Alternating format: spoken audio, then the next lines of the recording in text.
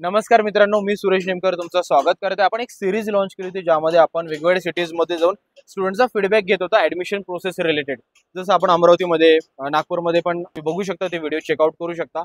आज आपण आलेलो आहे बेसिकली पुण्यामध्ये, आणि पुण्यामध्ये आपण विद्यार्थ्यांना भेटलेलो आहे। ऑलरेडी इंजिनिअरिंग स्टुडंट सोबत, पॉलिटेक्निक स्टुडंट सोबत पण व्हिडिओज बनवले, पण स्पेसिफिकली आपण डायरेक्ट सेकंड इयर इंजिनिअरिंग स्टुडंटच्या विद्यार्थ्यांचा फीडबॅक नाही घेतलाय। आज आपल्यासोबत जे स्टुडंट आहे त्याचा खूप छान एक्सपिरियन्स आहे किंवा जर्नी राहिलेला आहे, तर आपण समजण्याचा प्रयत्न करू आदित्यकडनं की कशा प्रकारे तुम्ही प्रोसेस करायला पाहिजे। सो आदित्य, थँक्यू, तू फीडबॅक द्यायला म्हटलं की नाही दादा मला द्यायचं आहे, स्टुडंटला मदत होईल याच्यातून। सो आदित्य, तू कोणत्या इयरला आता? आता मी direct second year second year चालू आहे। ब्रँच कोणती आहे तुझी? माझी आयटी इन्फॉर्मेशन टेक्नॉलॉजी। आयटी। आणि तुझं पॉलिटेक्निक कोणत्या कॉलेजमधनं झालं तसं?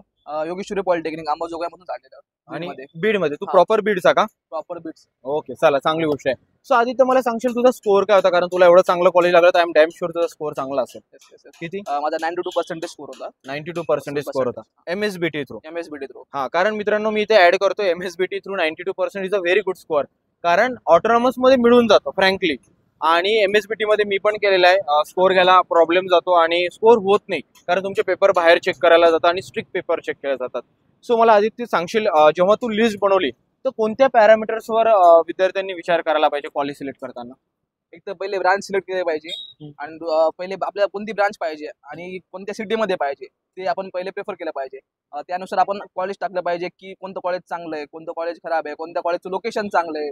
कारण की पुण्यामध्ये बी असे लोकेशन आहेत की जे कॉलेज चांगलं लोकेशनला नाहीत, ते पण आपण प्रिफर केलं पाहिजे। ओके, हा, म्हणजे काही काही कॉलेजेस एकदम पुण्याच्या बाहेर राहतात, आउटसाईडला राहतात। आणि बेसिकली आता जेव्हा तू सेकंड प्रश्न आपला असा आहे की लिस्ट बनवताना तू कोणत्या कोणत्या कॉलेजेसला कन्सिडर केलं होतं? प्रथमतः मी सीओपी ला कन्सिडर केलं, जे की पूर्ण ऑल ओव्हर महाराष्ट्राचे विद्यार्थ्यांचं आहे। सीओपी केलं, मग सेकंडला मी पीआयसीटी केलं, थर्डला मी एसपीआयटी केलं, आणि फोर्थला व्हीआयटी, आणि फिफ्थला पीसीसीला केलं। फिफ्थला पीसीसी? एवढेच कॉलेजेस टाकले होते की याच्यापेक्षा पण जास्त? भरपूर, जवळपास 60 ते 70 कॉलेज टाकलेले मी। 60 ते 70 कॉलेजेस टाकले होते, पण हे टॉप 5 कॉलेजेस होते? Top college. बरं, आता माझं असं म्हणणं आहे की तुझं ब्रँच कोणतं होतं पॉलीला?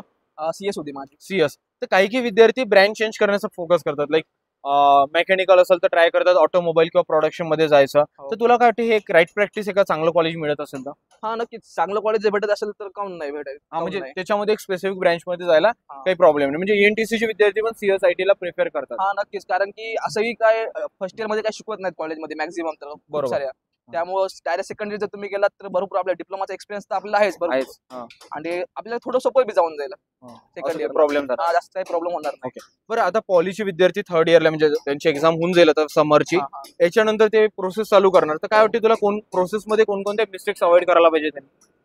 पहिले आपलं तर पहिले एक लोकेशन प्रेफर करा, कोणत्या लोकेशनला तुम्हाला जायचे, पुण्यामध्ये जायचे, नागपूरला करायचंय, की आपल्या गावातच राहून किंवा आपल्या जिल्ह्यात स्थळी जाऊन तुम्हाला आपलं डिग्री कम्प्लीट करायची आहे, तर ते लोकेशन प्रिफर करायचं।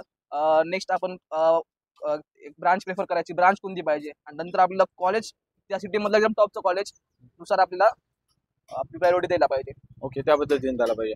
आणि जसं तुझं काही आहे ऍडवाइस तुझ्या लहान बहीण भावांना, म्हणू शकतो ज्युनियर्सला, ते सांगायचंय तुला की ह्या गोष्टी टाळा, किंवा तुझा काही एक्सपिरियन्स राहिलेला आहे तो तुला शेअर करायचा आहे पूर्ण प्रोसेसमध्ये?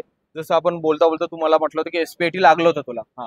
मला एसपीआयटी लागलं होतं, परंतु ते वातावरण मला थोडा त्रास होतो गरमीचा वगैरे, त्यामुळे ते एसपीआयटी मी सोडून दिलेलं, आणि सेकंड राऊंडला मला पीसीसी भेटलेलं, आणि त्या पीसीसी मध्ये आयटी भेटलेलं। तर मिस्टेक अशी करू नका की पहिले एकदम फिक्स करून टाका की आपलं लोकेशन कोणतं पाहिजे, लोकेशन नंतर आपण कॉलेज डिसाईड करा।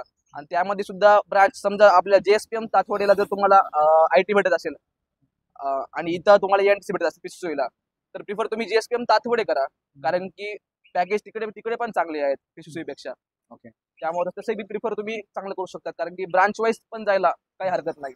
म्हणजे ब्रँचला प्रेफरन्स करा। कधी कधी कॉलेज तुम्हाला थोडं चांगलं, म्हणजे एखाद्या समजा सीओपी मध्ये मेटलर्जी लागली, पीसीसी मध्ये आयटी लागलेली आहे, तर पीसीसी मध्ये या, पहिले सीओपी बेस्ट आहे, पण आयटी तुमची कोअर ब्रँच होती ना, किंवा चांगली ब्रँच आहे, स्कोप वाली ब्रँच आहे, तर ती घ्यायला पाहिजे।